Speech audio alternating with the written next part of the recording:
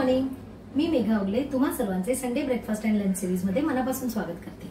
तर आज आपण ब्रेकफास्टला बनवणार आहोत महाराष्ट्रीयन ऑथेंटिक ब्रेकफास्ट रेसिपी कांदे पोहे। तर चला आपण व्हिडिओला सुरुवात करूया। तुम्ही म्हणाल ह्यात काय वेगळं आहे, तर मध्यंतरी ना आम्ही राजस्थानला गेलेलो, तर तिकडे आम्ही पोहे खाल्ले होते, पण ते वेगळे पोहे होते, त्यांची बनवण्याची पद्धत वेगळी होती। इंदोरला मिळतात त्याची पद्धत वेगळी होती। तर विचार केला भले साधी रेसिपी आहे, पण जे नॉन महाराष्ट्रीयन लोक आहेत त्यांना पण समजलं पाहिजे की महाराष्ट्रीयन स्टाईल पोहे कसे बनवतात। म्हणून म्हटलं आज हीच रेसिपी आपण दाखवूया आणि आपल्याला ब्रेकफास्टला पण होईल। तर सर्वप्रथम कढईमध्ये मी तेल घेतलेलं आहे आणि फोडणीसाठी नेहमीप्रमाणे मोहरी, जिरं, कढीपत्ता, हिंग हे टाकलेलं आहे। आणि आता थोडेसे मी शेंगदाणे याच्यामध्ये घातलेले आहेत।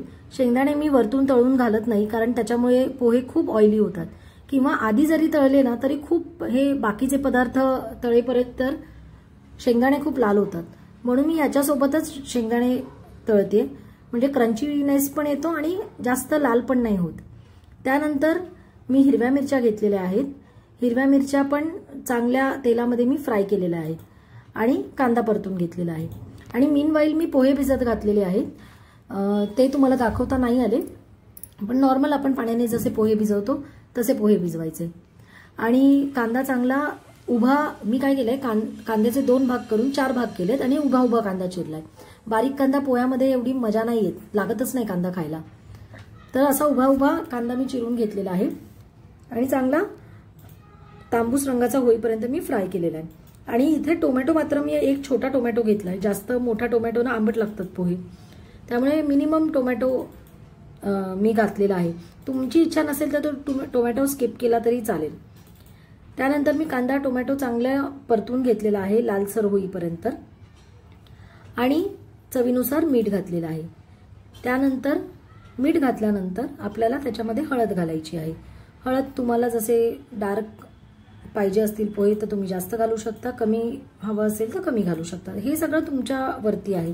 तुम्हाला कसे पोहे खायला आवडतील तुम्ही तसे त्याच्यामध्ये जिन्नस ऍड करू शकता।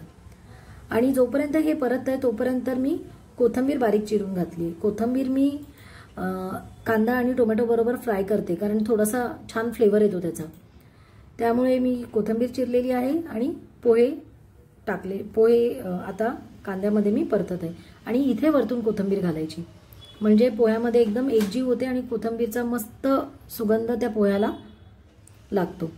तर पोहे मी चांगले परतून घेतलेले आहेत आणि पोहे नाही असे कढईतच केलेले बेस्ट, ते नॉनस्टिक बिनस्टिक मध्ये काय एवढे खास नाही लागत पोहे, त्यामुळे मस्त कढईमध्ये पोहे भारी लागतात। खरं लोखंडाची कढई घ्यायची होती, पण ते माझे एवढे पोहे मावले नसते लोखंडाच्या कढईमध्ये, म्हणून मी या कढईत घातले। आता वरतून मी कोथिंबीर घातलेली आहे आणि ओलं खोबरं मी त्याच्यावरती पेरलेलं आहे आणि मस्त सगळीकडनं चारी बाजूने व्यवस्थित पोहे मी परतून घेतलेले आहेत। बघा गरम गरम पोहे रेडी झालेले आहेत। तर व्हिडिओ आवडल्यास माझ्या चॅनलला लाईक करा, शेअर करा आणि सबस्क्राईब करा। आता भेटूया पुढच्या व्लॉगमध्ये, तोपर्यंत बाय बाय।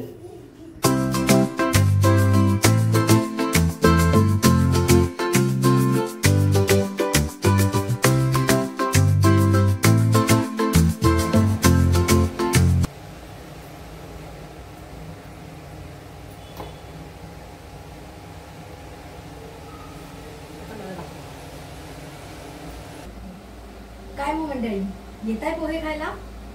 लवकर या।